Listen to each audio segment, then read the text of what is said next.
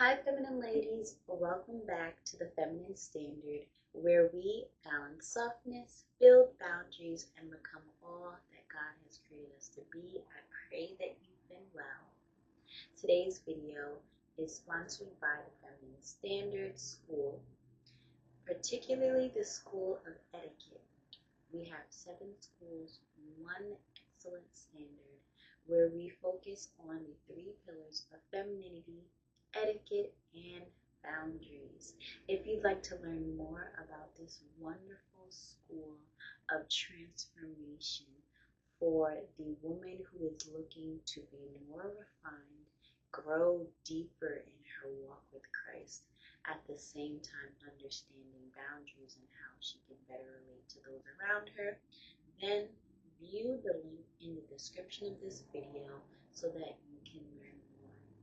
Today's video, we're going to be talking about the 10 common etiquette questions that are usually asked. If you absolutely know the host having this intimate event at that home, and you know that they really have been stressing for you to be there on time, then you need to be there on time.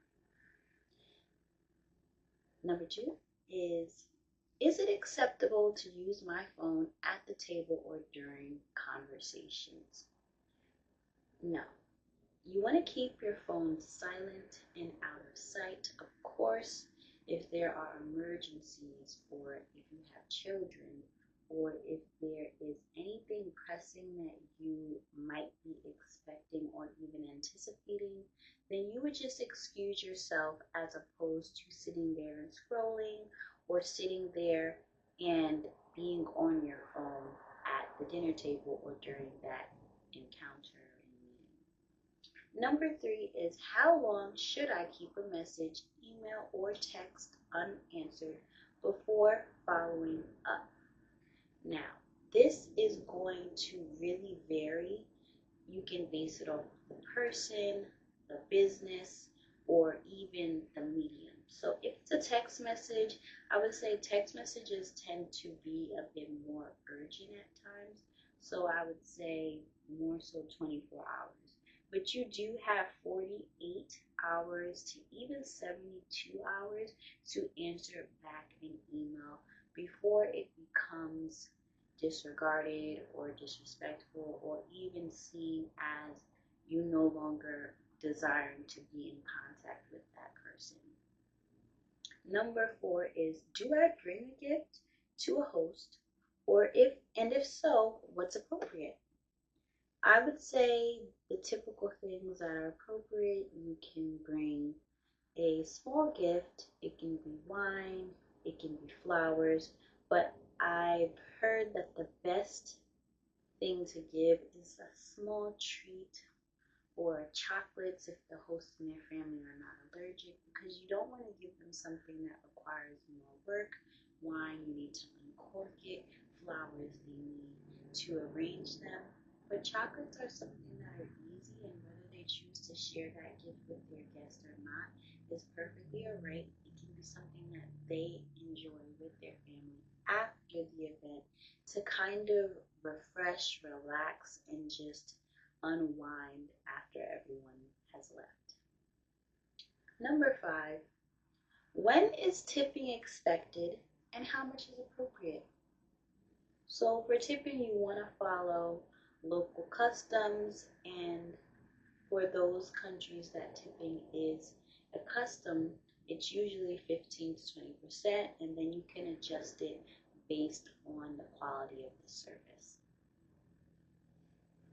Number 6, should I correct someone in public if they have improper grammar, etiquette, manners, or behavior?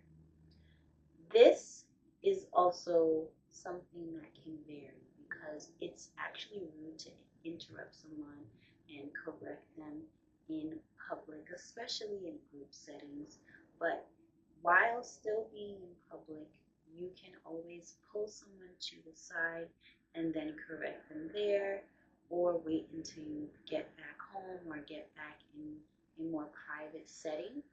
but you don't want to do it in the moment, especially in front of everyone, or even mid-thought, mid-sentence for that person. We want to make everyone feel as comfortable as possible. And we don't want others to feel like they're stupid, incapable, or incompetent. So instead, you want to pull them to the side and correct them. If they have bad behavior that is really interrupting the event or the social interactions, again, you can pull them to the side and have that conversation with them. Or even after the event, give them a phone call and let them know how the way they acted made you feel. 3, 7. No, this is 8. Number 8. Is it polite to show up uninvited or drop by somebody's house unexpectedly? Now, most of us were taught not to answer the door if you don't know who it is and if you didn't invite them. But I would say, being the person on the other end of that door, would you really want someone to feel unprepared, frazzled, and even like they're uncomfortable and they don't really want to welcome you into their home if you showed up without an invitation or even just unexpectedly? Now, put yourself on the other side of that door.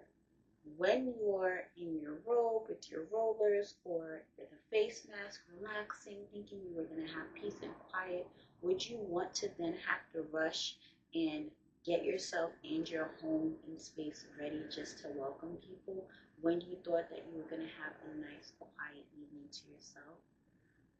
No. So you don't want to be the burden for someone else. You don't want to come in and make somebody else uncomfortable. So no, do not drop by uninvited or unexpectedly. Do your best to call first 24 hours in advance, an hour or so in advance, or even if you can give them any other further notice that you're coming. And if you're coming a long way, like you're coming into town and you're going to need a place to stay, please plan ahead. Do not make someone feel inconvenienced and like they have to feel obligated now to house you for a few days or even a week that you might be in town. Please plan accordingly so that others can feel good and happy and excited to see you instead of feeling annoyed. Number 8, what's the right way to handle dietary restrictions or food allergies at shared meals?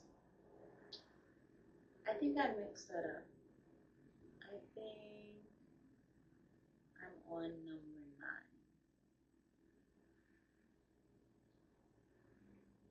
Yes, this is number 9. I'm sorry.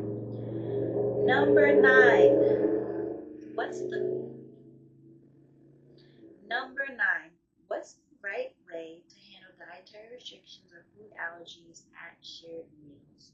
So, if you are the person with your dietary restrictions, you notify the host in advance of the event, a week or 2 in advance, so that way they can keep this in mind during the preparation, meal planning, and menu planning of the meals.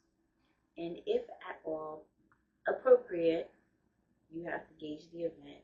You're not going to bring your own meal to a restaurant, but if it's someone's home, you can definitely ask them beforehand to say, I see the menu, I see that there's not going to be as much for me to eat, or the things that are on the menu aren't things that I particularly like. Is it okay if I bring a small side dish?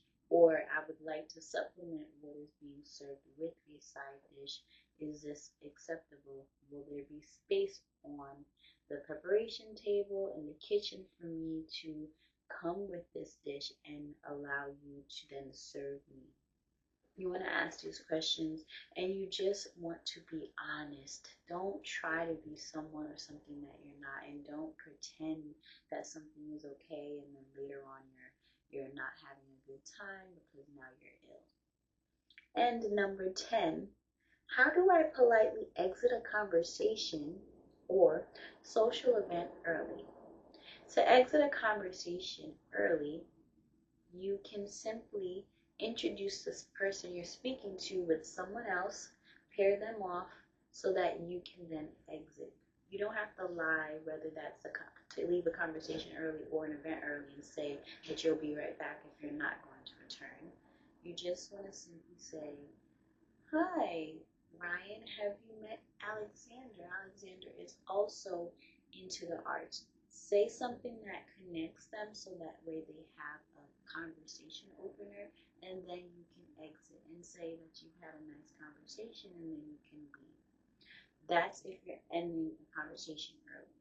If you're ending an event early, you can find the host and let them know that you had an incredible evening and that you do need to leave. Simple as that. If you'd like to go into further explaining, you can, but usually the host will understand.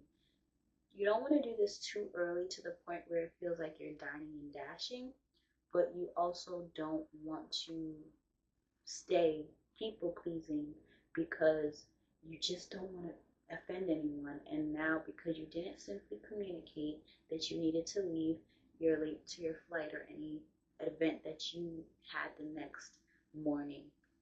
So these are just a few answers to common etiquette questions. I pray that it blessed you. This video was again sponsored by the Feminine Standard School, particularly the School of Etiquette. I pray that you all have a wonderful day, and until next time, bye-bye.